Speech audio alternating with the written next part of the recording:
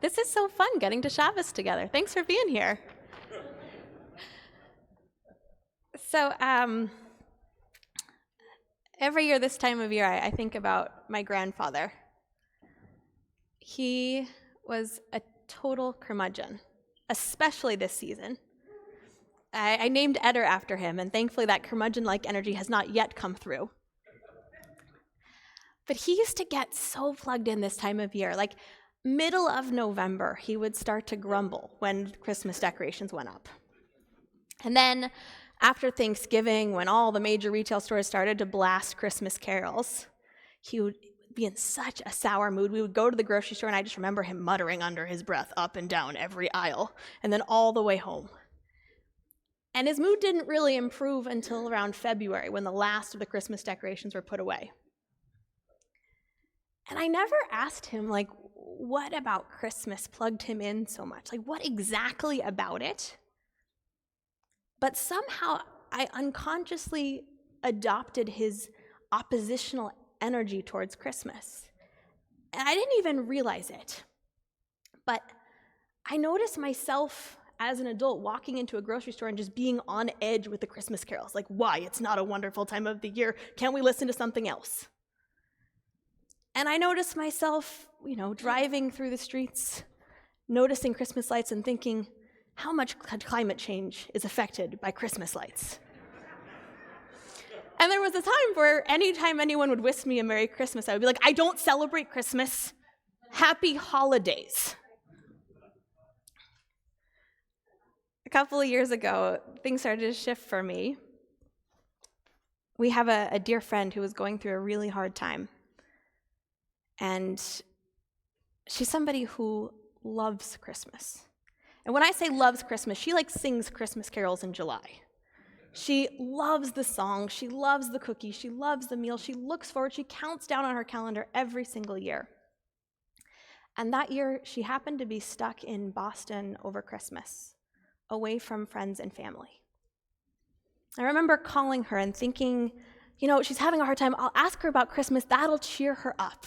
Christmas always cheers her up. I said, what are you doing for Christmas? And she said, nothing. And I said, nothing? You love Christmas. It's your favorite holiday of the whole year. You're looking forward to it from July. What do you mean you're doing nothing for Christmas? She said, I'm stuck in Boston. I don't really know anybody except you. Just the idea of making Christmas on my own is too depressing to even contemplate. So I jumped into problem-solving mode. I have a friend. I could call them. You could celebrate Christmas with them. What if you got on a plane? We could get you on a plane. You could go. What if, there's a great church. I know a great church. I could introduce you. No. I'm just not going to do Christmas this year. It's okay. Finally, a last-ditch effort. Do you want to come to our house that weekend? You could do Christmas with us. I thought for sure she'd say no. Because who says yes to Christmas at a rabbi's house? But I underestimated my friend. She said, yeah, that sounds amazing. Thank you. So that night I went home and I told Solomon what I had offered. And he said, ho, ho, ho, Rabbi. Merry Christmas. To which I said, do not say that. We are not celebrating Christmas. We are helping our friend to celebrate Christmas in our house. There is a big difference. And that was my mantra for the whole weekend. We schlepped boxes. I don't know if you know this. Christmas has a lot of boxes. There are a lot of boxes. There's a tree that comes in a box. There are ornaments that come in a box. Those lights are impossible to unwind. We brought our friend over. We spent hours untwisting, unwinding, getting the tree just set up. And the whole time I couldn't figure out, how am I going to feel when that tree goes up in my living room? That was always like a line I was never going to cross. But it was so interesting for me because I was so focused on my friend and on watching the joy that came for her. Every time we took an ornament out of the box, her heart just lifted. And it was so powerful that I was just experiencing something I'd never, ever thought to experience before. And I realized that there was something very interesting, that my whole life have been very comfortable inviting friends to come celebrate Passover with me and celebrate Hanukkah with me, but I'd never returned the favor. I'd never set out to go celebrate someone else's holiday in their way with them. And celebrating with my friend, it changed things for me. I realized that previously, when Christmas came around, I felt like I had to be on the defensive, like normative American culture was just going to get in and get me, and if I wasn't careful and on the defensive, then I was going to accidentally do Christmas, or that the music was going to get into my spirit, it was going to push out the Jewish music, that I had to be like protective of my heart. And that year, I wasn't on the defensive. I was choosing to open my heart to my friend. I wasn't trying to actively close out the sound of Christmas carols. I was listening with joy as my friends sang them in our kitchen. And I was really enjoying cooking a Christmas dinner in a kosher kitchen. We had a wonderful time.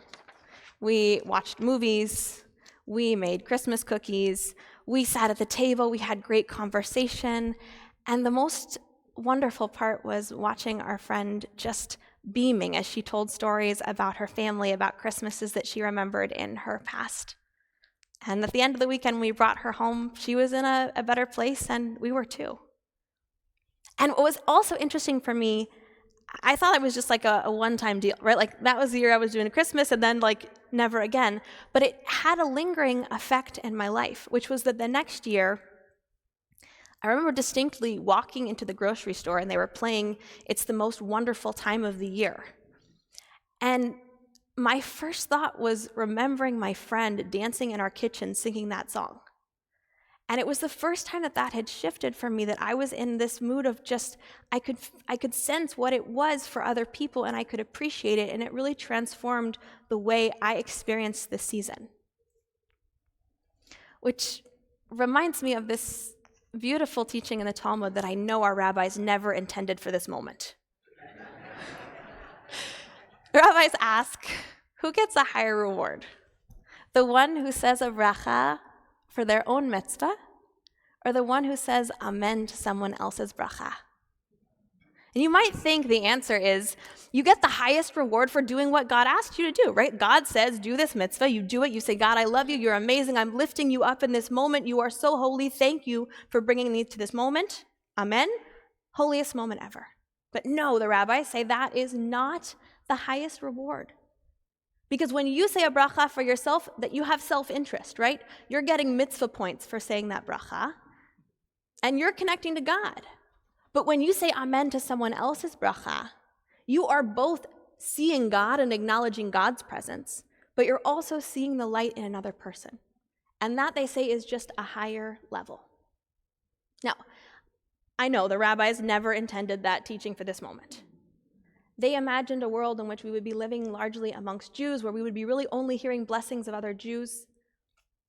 But I think that has profound Torah to teach us now. It's really important for us to live our own spiritual practice, to celebrate our holidays, to do our work, to be our true selves in this world. I really felt that when we gathered together for Hanukkah. That was magic. I really feel that today when we are here on this beautiful Shabbat morning. There is power to celebrating our traditions and to honoring God.